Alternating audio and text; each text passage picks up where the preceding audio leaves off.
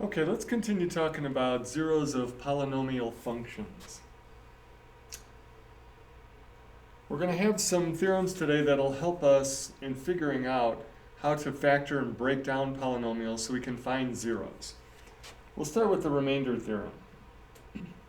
If a polynomial f of x is divided by the factor x minus k, then the remainder r is equal to the value of f of k. What does that mean? Well, let's look at an example, and it'll make it more clear for you. Okay, use the remainder theorem to evaluate f of x equals x cubed plus 5x squared minus x minus 4 at x equals negative 3. So according to this theorem, that says that if I wanted to evaluate f of negative 3, I could divide x plus 3 into this polynomial, and then whatever the remainder is, that'll be the value of f of negative 3. Now I know what you're thinking, well, why don't we just plug in negative 3 to the function and evaluate it? Well, it wouldn't be that hard for this one, but for bigger polynomials or larger values of x, maybe that, without a calculator, that would be difficult. All right, so let's try and do this. Let's go ahead and divide the factor x plus 3 into there. Now we can use synthetic division because we have a binomial and x is to the first power, or we could do long division. I think synthetic division will be easier. So let's do that. So we put in a negative 3 in our box. We put the coefficients of our polynomial. And remember, if a power is skipped, we have to put a 0 in for it. But in this case, we don't have to worry about that. And then our remainder will be whatever's down in that last spot. All right, so here's what we do. We move the 1 down, multiply it by the number in the box, put it in the next column, add those together, multiply that by the number in the box, put it in the next column, add those together, multiply by the number in the box, put it in the next column, and finally we add those and get 17. And so this remainder theorem tells us that f of negative 3 equals 17. And that's it. So it's another way to evaluate a function for a given value. Now, what if this here, draw an arrow, what if that wound up being 0? Well, then that means that f of the number equals 0, which means that x plus or minus that value is a root or a factor of our polynomial. Let's continue with that thought.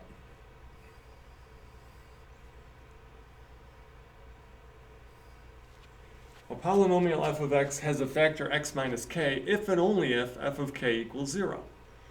Well, so that means that when we do our division, we get no remainder, and so x minus k is going to be a factor of our polynomial. Once again, let's look at an example. Let's leave that up. Show that x equals negative 3 is a 0 of this cubic polynomial. Then use the result to factor f of x completely. So if x equals negative 3 is a 0 of f of x, so let's check that first. F of negative 3, is that a 0 in that function? Well, we can try. If we plug in negative 3, you're going to see that you wind up getting 0. So yes, it is a 0. So that tells us that x plus 3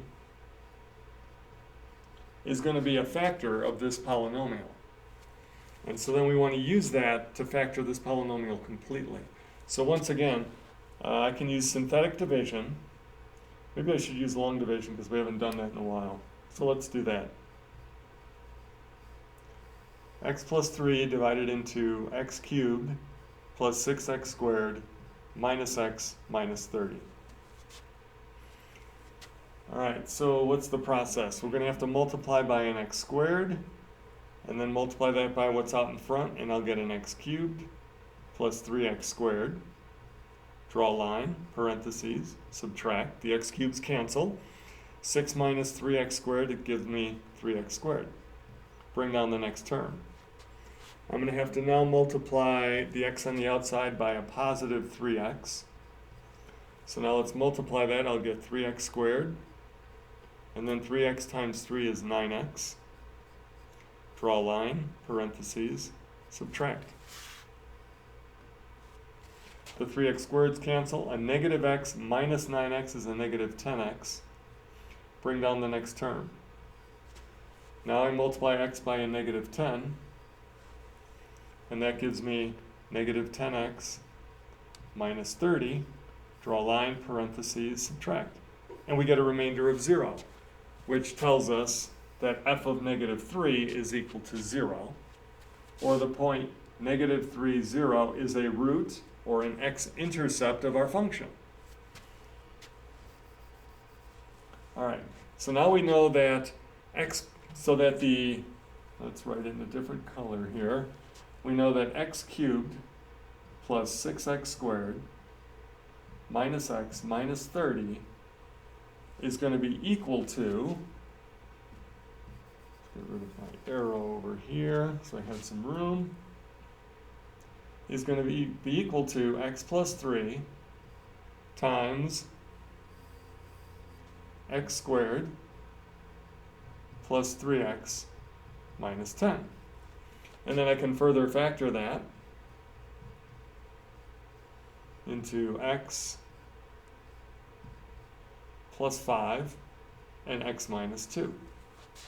So now I have factored the cubic completely. All right, find all the possible rational zeros of this function. How do we do that?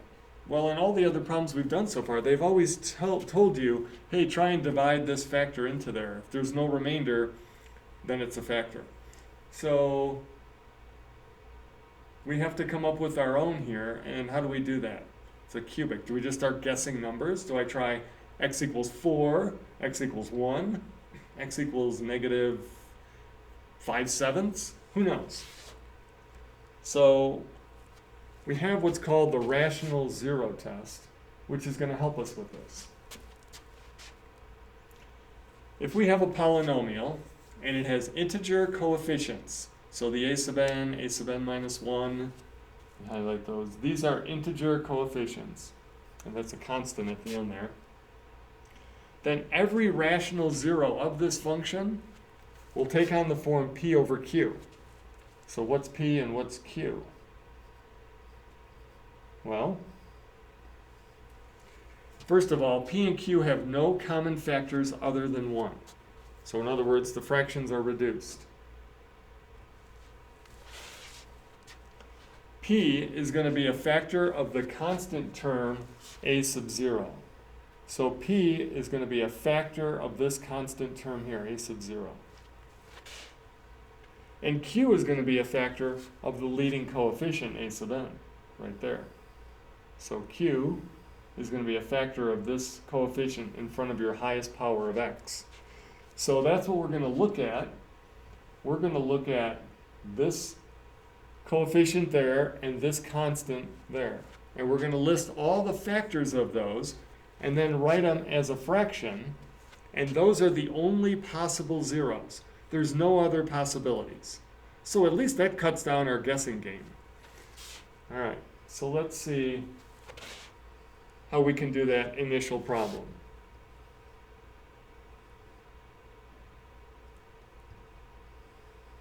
Find all the possible rational zeros of this.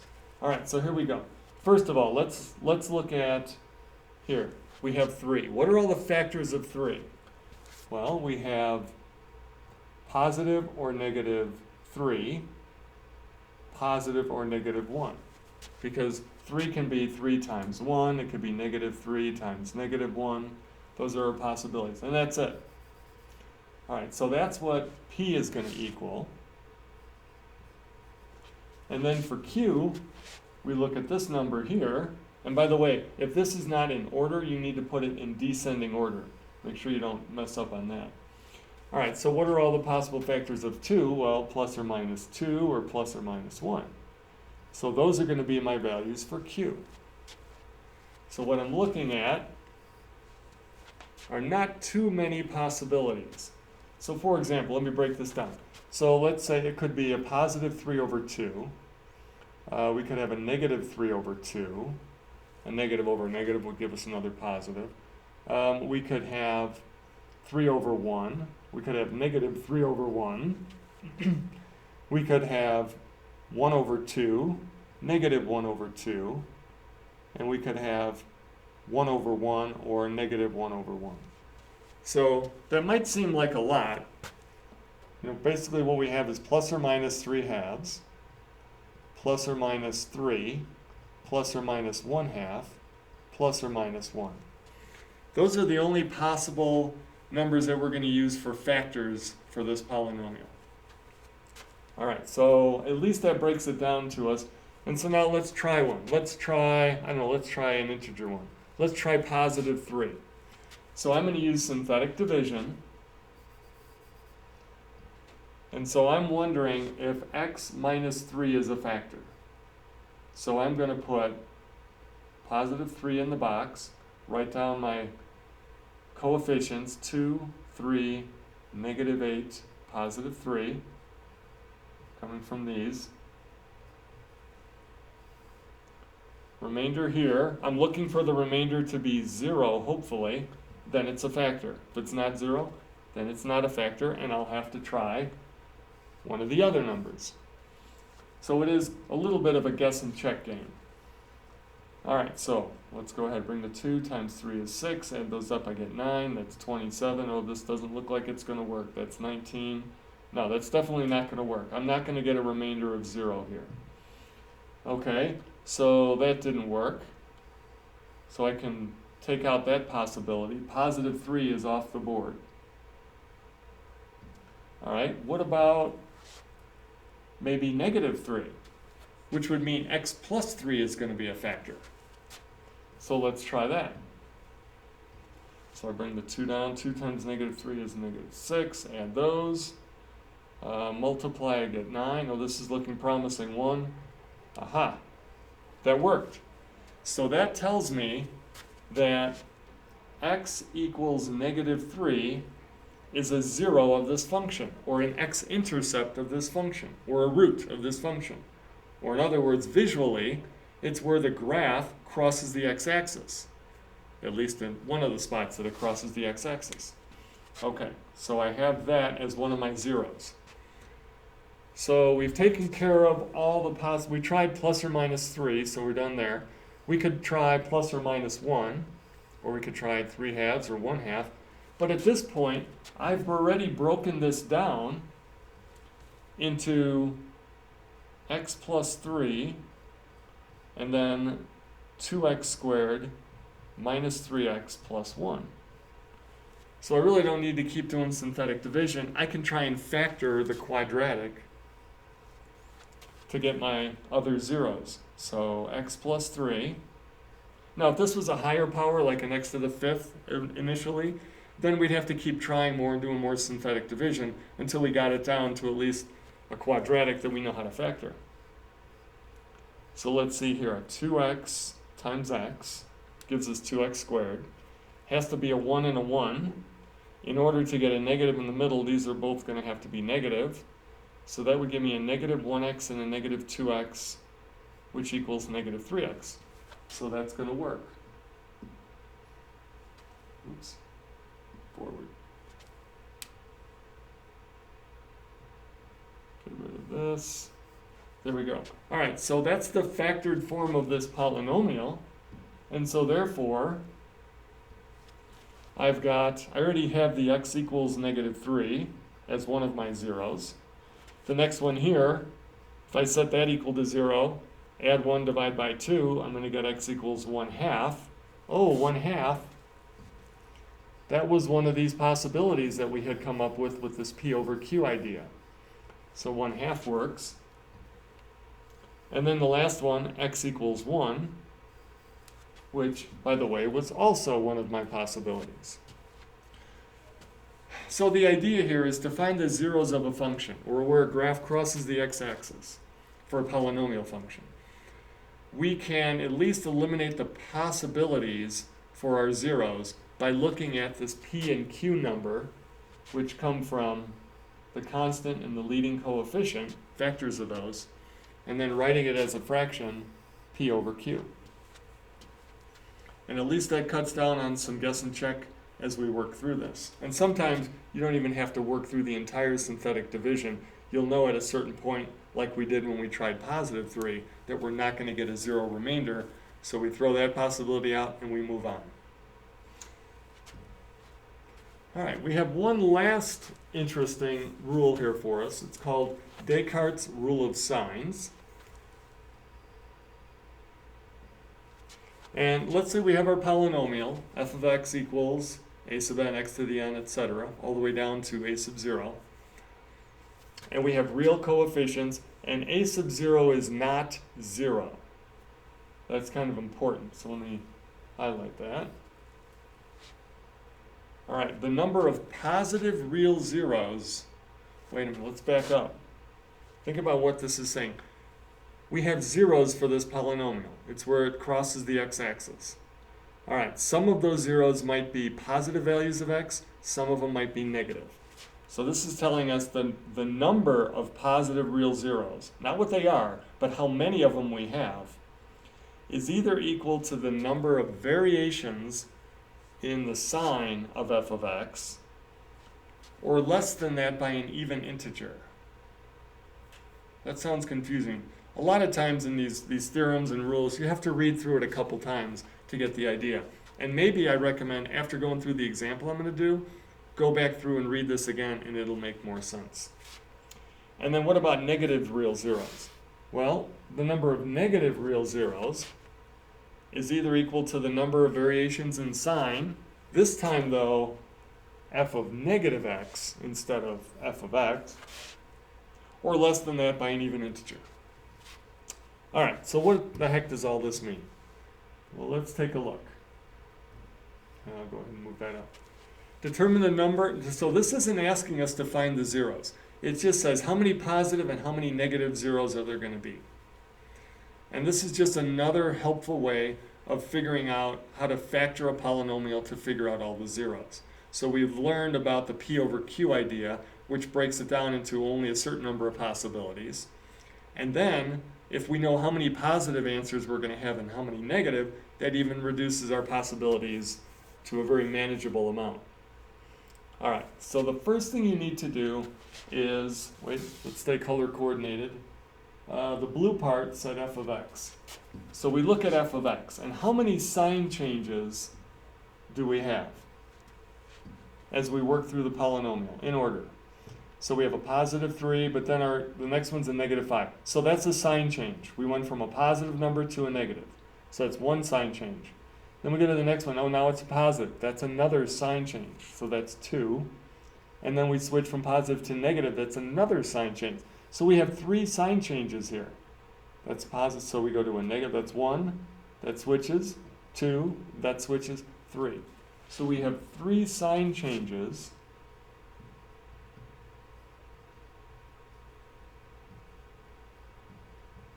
in our coefficients for this polynomial.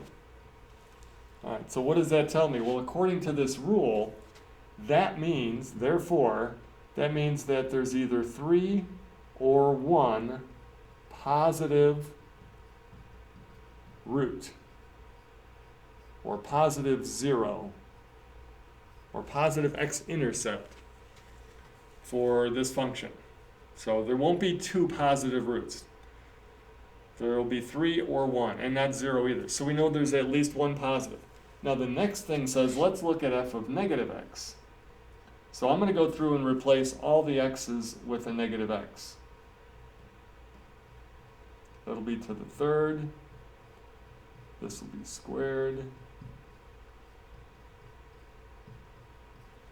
All right, so now let's simplify. A negative to the third power is a negative. So this is going to become negative 3x cubed.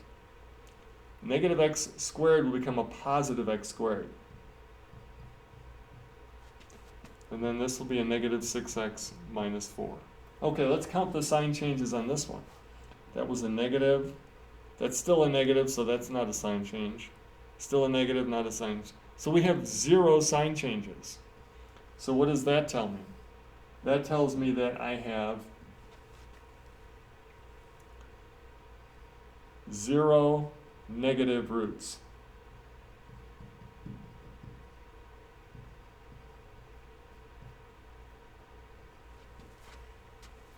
Okay.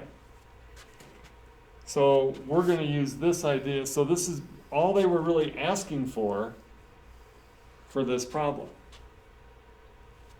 And so we've answered that problem. We're done with it. But now just to take it a little bit further, let me show you the graph of this function. Let's go over here. And I know at first this seems kind of like a confusing rule and what the heck are we doing?